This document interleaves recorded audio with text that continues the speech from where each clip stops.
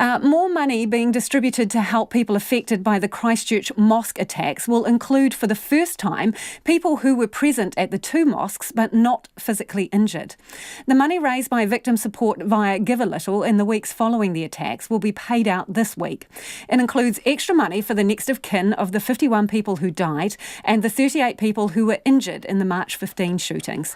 Andrew McRae reports.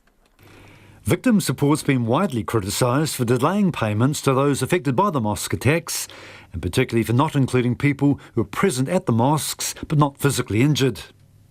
It's already paid out $3.5 million, and today it revealed how a further $3.5 million will be distributed. Another $15,000 will go to the families of the deceased, adding to the $30,000 they've already received. Those injured will get $12,000 on top of the $13,000 they've already been paid. And 283 people who are at the mosques but not injured will receive $12,000 each. The latest payments bring the total to $7 million from more than $10.5 million raised by victim support through Give a Little. Ahmed Zainuddin from the Distribution Committee representing Islamic organisations says delays in handing out the money couldn't be helped. He says the latest payments will be of comfort to those affected.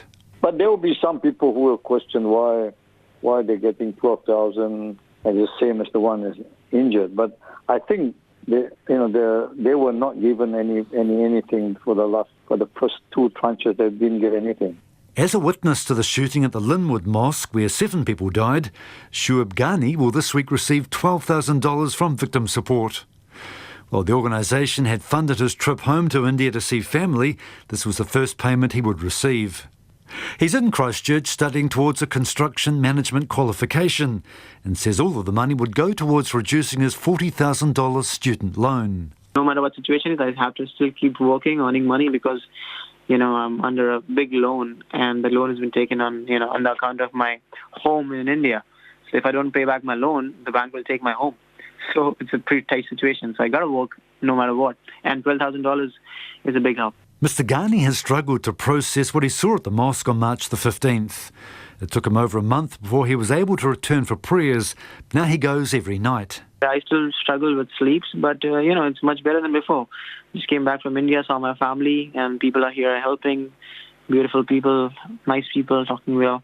And the mosque is also, very helpful. It's a month of Ramadan, so I go every day in the mosque to, open my fast, break my fast. So it's pretty good. I'm getting better.